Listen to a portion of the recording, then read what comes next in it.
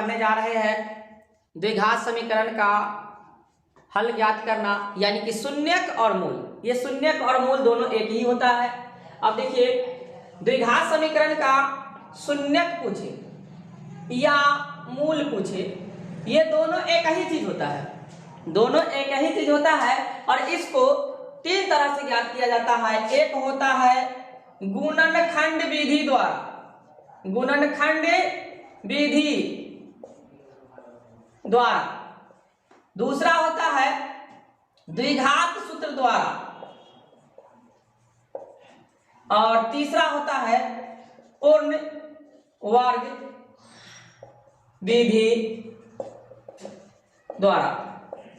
ये तीन प्रकार से ज्ञात किया जाता है। हम तीनों पर बारी बारी से चर्चा करेंगे। तो आज देखते हैं गुणनखंड विधि द्वारा कैसे हल किया जाता है। हमेशा आपको शून्यक या मूल कहेगा, और गुणनखंड विधि या द्विघात सूत्र या पूर्ण वर्ग, ये तीनों में तीनों नियम ही बार बार एग्जाम में पूछा जाता है। या आपको गुणनखंड विधि पूछे या द्विघात सूत्र से या पूर्ण वर्ग विधि, तो इस तरह से पूछा ही जाता है।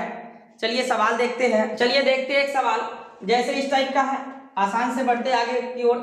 यहाँ लिखा हुआ है x² - 2x, तो इसमें से सिर्फ x कॉमन ले सकते हैं। तो यहाँ लिख सकते हैं x कॉमन हो गया तो x - 2 बराबर 0। तो यहाँ लिखेंगे x बराबर 0, एक तो x बराबर 0 का हो गया, कॉमा x - 2 बराबर 0। तो x बराबर, ये उधर जाएगा, इधर माइनस में, उधर जाएगा तो प्लस में, तो इसीलिए x बराबर 1 0 होगा, 1 2, ये आंसर हुआ। चलिए आइए दूसरा सवाल। यहाँ दिया हुआ है x² - 36 बराबर 0, तो इसको लिखेंगे x² बराबर, ये उधर चला जाएगा तो इधर प्लस हो गया, इधर माइनस में, उधर जाने पर प्लस हो गया। अब इधर से स्क्वायर खत्म करेंगे तो उधर हो जाएगा प्लस माइनस √36, यानी x बराबर प्लस माइनस 36 का वर्गमूल 6 होगा। तो इसीलिए x बराबर प्लस 6, माइनस 6, ये आंसर हुआ।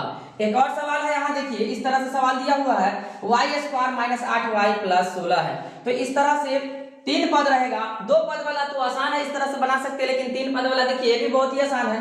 तो यानी पहला, यहाँ इसका पहला गुणज, इससे पहले कोई अंक नहीं है तो यहाँ 1 माना जाएगा। तो यहाँ 1 हो गया और यहाँ 16 है, ये दोनों को गुना करेंगे तो 16 ही होगा।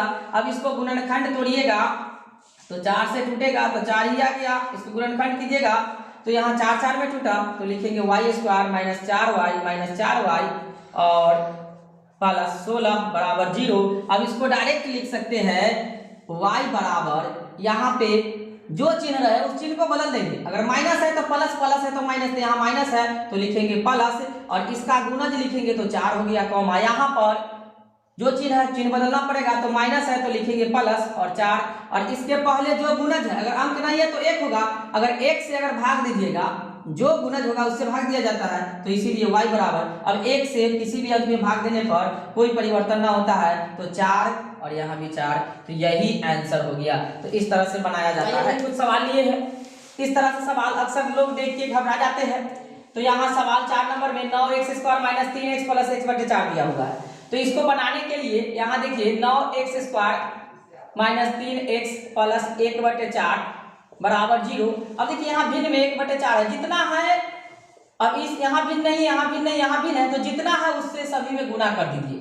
यहाँ गुना कर दीजिएगा तो इसको गुना कीजिएगा तो 36x² हो जाएगा, -12x हो जाएगा, और ये 4 से 4 कटेगा तो यहाँ +1 बराबर 0 हो गया। तो ये समीकरण संतुलित हो गया। अब हल करने में आपको कोई परेशानी ना होगा, तो इसको लिख सकते हैं 36x² अब माइनस इसको 6x + 1 बराबर 0। अब इसको लिखेंगे x बराबर, यहाँ पर माइनस है तो प्लस कर दीजिए, और इसका गुणज जो है सो लिखेगा। यहाँ जो चिन्ह है चिन्ह बदल दीजिएगा, माइनस है तो प्लस, प्लस है माइनस, तो गुणज 6 है 6 लिखेंगे, और पहला x² का जो गुणज होता है उससे भाग दिया जाता है दोनों में, तो लिखेंगे इसीलिए x बराबर, ये कटेगा 1/6 और यहाँ कटेगा 1/6, यह आंसर हुआ। फिर अगला सवाल देखिए इस तरह से, दो सवाल दिया हुआ, ये दूसरा सवाल है। तो 1/9x² - 2/3x + 1 है।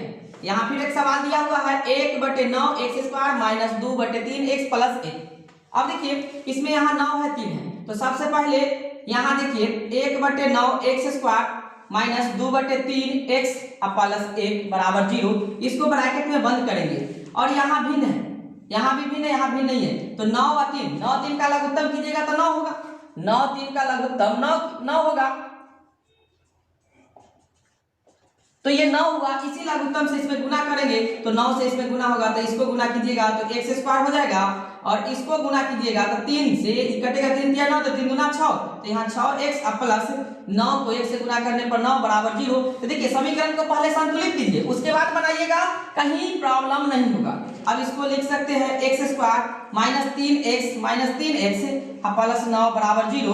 अब इसको डायरेक्ट लिखेंगे x बराबर, यहाँ प्लस है तो माइनस, माइनस है तो प्लस, और इसका गुणज लिखा जाता है तो 3, और यहाँ भी माइनस है तो प्लस 3 हो जाएगा, इसका गुणज, इससे पहले कोई अंक नहीं है, 1 मानेंगे तो यहाँ भी 1 से भाग देंगे, तो इसीलिए x बराबर 3,3 ये आंसर हो गया। चलिए एक सवाल है इस तरह से, देखिए तो यहाँ है x, तो इसके बटे में 1 देंगे और ये दोनों का लघुत्तम करेंगे तो x हो गया, x को x से गुना हो जाएगा, x स्क्वायर प्लस 4 हो गया बराबर -4 बटे 1। अब इसको तिरिया गुना करेंगे तो लिखा जाएगा x स्क्वायर प्लस 4 बराबर, इसको गुना करेंगे तो -4x। अब देखिए x स्क्वायर और ये इधर आएगा तो प्लस हो जाएगा 4x, और ये 4 तो पहले से है बराबर 0। अब इसको गुणनखंड करेंगे तो x square plus 2x plus 4 बराबर 0। अब इसको लिख सकते हैं x बराबर, यहाँ प्लस है तो माइनस करेंगे और इसका गुणज 2 है तो 2 लिख देंगे कॉमा, फिर यहाँ चिन्ह है प्लस का तो यहाँ माइनस करेंगे और इसका गुणज 2 है तो 2 लिखेंगे, और इसका गुणज से भाग देंगे तो नहीं है तो 1 है तो 1 से भाग दे दीजिए यहाँ, तो यहाँ लिख सकते हैं इसीलिए x बराबर -2 में 1 से भाग दीजिएगा -2, और यहाँ भी -2 हो जाएगा, तो ये आंसर हुआ।